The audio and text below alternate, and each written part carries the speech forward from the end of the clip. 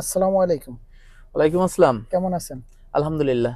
তো আমি আজকে আপনার কাছে জানতে চাই, যারা নতুন আসে তারা তো এগুলো বুঝে না। তারা তো দেখা যায় হৈ হুল্লা করে, ফোনে কথা বলে। কারণ যেহেতু কোম্পানি, বিভিন্ন কোম্পানিতে কিন্তু এভাবেই আমি দেখেছি।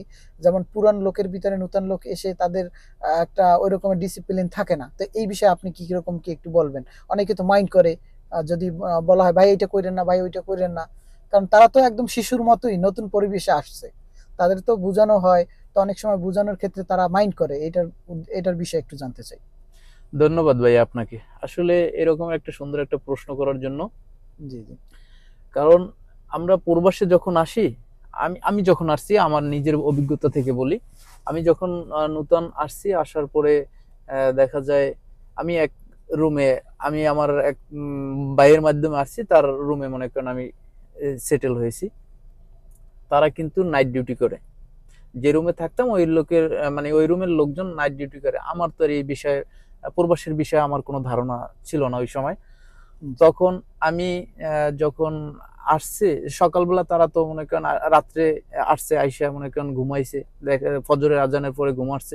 আর আমি তো বাংলাদেশের যে টাইমে ঘুম, আমার তো ওই রকমের ঘুম। আমি ঘুম থেকে ওঠার পরে 9টা 10টা বাজে, এই দেশের টাইমে আমি তো মনে করেন মোবাইলে কথা বলতেছি বা বাড়িতে কথা বলতেছি। তখন কিন্তু আমাকে মনে করেন অনেকেই ডাক দিছে, এই মেয়ে আপনি কথা বলতেছেন। কারণ আমি ওই সময় নিজের কাছে নিজের খারাপ লাগছে যে আমি নতুন আসছি, এই জন্য মনে হয় আমাকে চোখে দেখতে পারতেছে না, বা এই জন্য তারা আমাকে মনে করেন ডাক দিছে।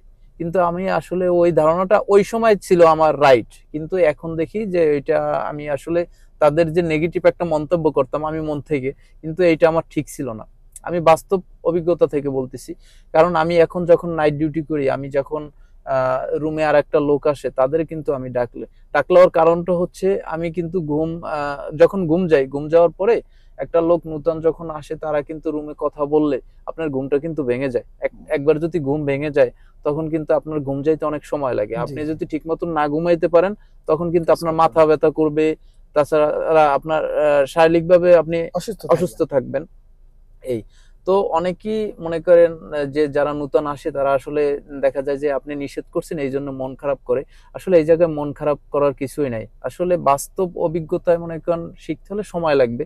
তারা আসছে, তারা তাদের মতো দেখা যায় তার ফ্যামিলিতে একটু কথা বলতেছে, সে চিন্তা করতেছে আমি আমার মার সাথে কথা বলতেছি, আমি আমার বাচ্চার সাথে কথা বলতেছি, আমি আমার জি। ওয়াইফ আত্মীয় স্বজন ইত্যাদি তখন ওই তাদের। সাইটের জ্ঞান থাকে না হ্যাঁ, হিতে যে কে থাকলো কে থাকলো না। অবশ্যই, অবশ্যই। কিন্তু তারা তারা কিন্তু আসলে বুঝে না যে আরেকটা লোক ঘুমাইতেছে বা তাদের মনে করেন ডিস্টার্ব হইতেছে, এই কথাটা কিন্তু তাদের ওই রকমের ওই সময় স্মরণ থাকে না।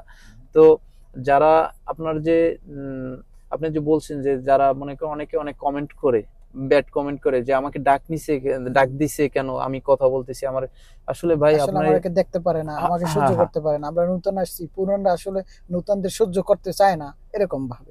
কিন্তু এটা আসলে তার নেগেটিভ একটা মন্তব্য। কিন্তু এটা পজিটিভ না। তার যখন বাস্তব অভিজ্ঞতা হবে, তখন কিন্তু আসলে এই ভুল ধারণাটা থাকবে তাদের না। থাকবে না। ধন্যবাদ আপনাকে।